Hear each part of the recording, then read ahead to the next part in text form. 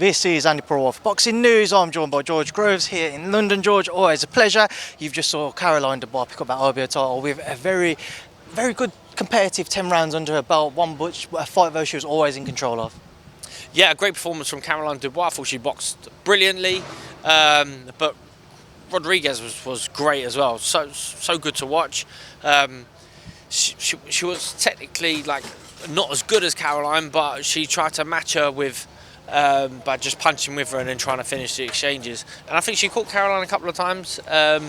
So definitely a great fight for her, where she would have learned and grown from it. She's got that phenomenal check right hook, or the short right hook that comes out from the southpaw stance.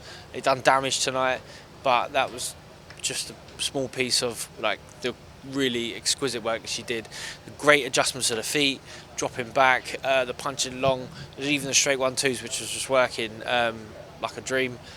She always works her body really well, and you can see she wants to punch with intent. She wants to get rid of the people in front of her, and that was what me, as a fight fan, as an ex-fighter, as someone who even covers boxing now for a living, it's what I want to see. So congratulations to her. I think it was a great performance. IBO world champion.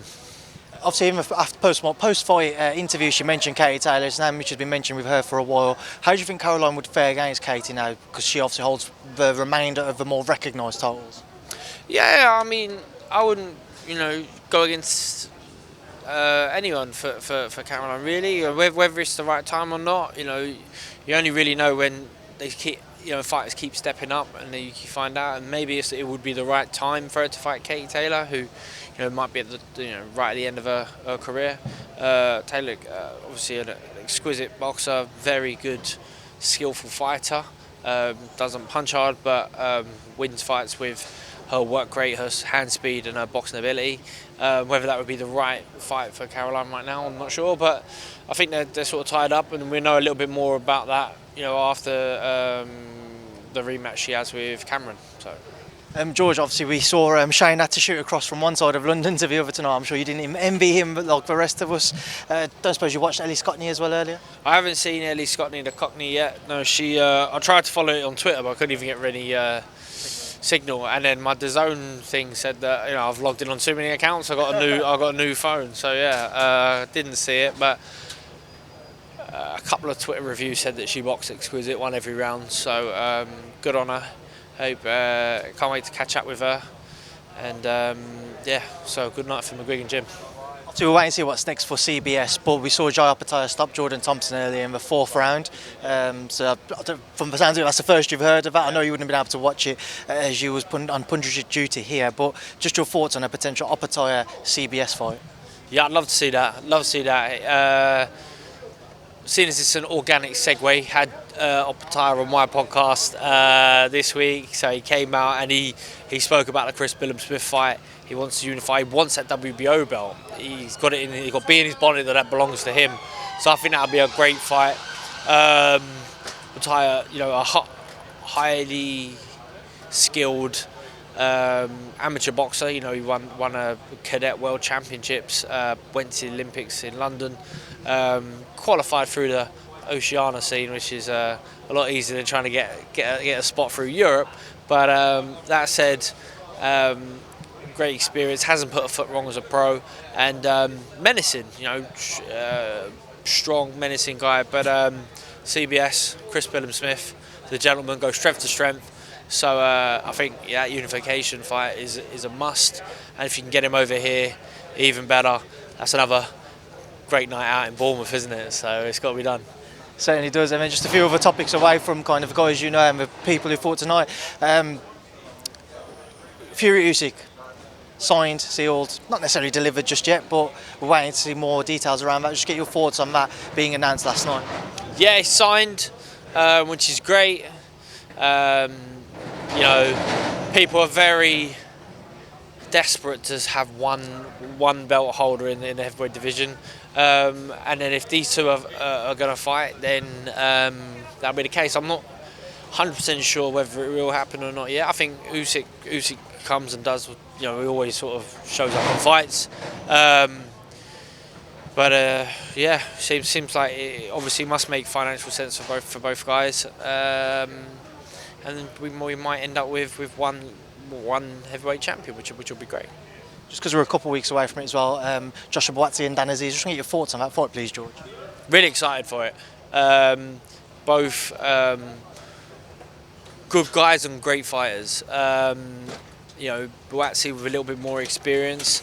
Obviously, definitely as an amateur, but also he's had the Craig Richards fight, and he's boxed some sort of a few more gatekeepers in the light heavyweight division. But Azeez right him off your peril. You know, he's in great form. Really look forward to this one. I think it's it will be.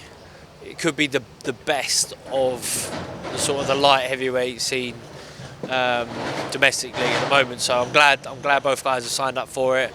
Can't wait. Hopefully I'll be there covering it ringside. Just final one. Obviously we saw Conor-Benn return last week out in Florida. A lot of talk about the Eubank Jr. fight. The version we saw Conor last week, the most recent one of Junior in that rematch with Billam-Smith. How do you think a fight between the pair of them would play? I haven't seen the Conor-Benn fight, to be honest. I haven't seen it yet. I know he boxed. I know he won. He went on points, right? Yeah, but he boxed well. And the guys, I don't know anything about the guy, but a tough, durable guy. So. Yeah, and it was up at like middleweight, wasn't it? I think so. I don't know if that's his new weight.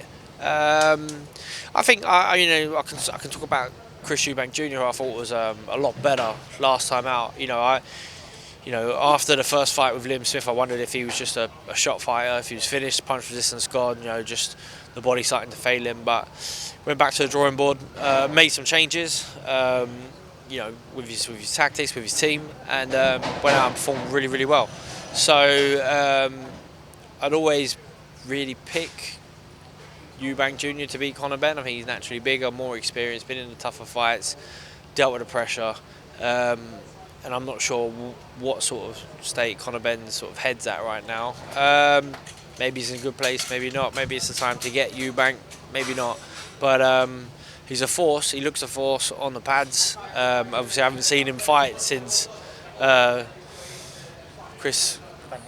It was a long time ago. Last April. So yeah, if it happens, it happens. If it does happen, I'd like to see it in the UK. Whether that can be done or not, I'm not sure. Whether he can get a license or not, I don't know. But Conor-Benn is back, isn't he? He's boxed, he's back, so that means it will happen. And I'm sure he'll get a license, and I'm sure the fight will happen. Hopefully, though, it doesn't happen in the Middle East. Hopefully, I'd love it to happen here in the UK. I think it makes sense. It'll be a huge fight, and it won't be the same if it's not here in the UK. So somehow they need to make it work so that fight does take place here in the UK. George, listen, I appreciate your time now. And of course, you're about to leave, so thank you for speaking to me, and I'll see you again soon. Perfect. Cheers, Andy. Nice one.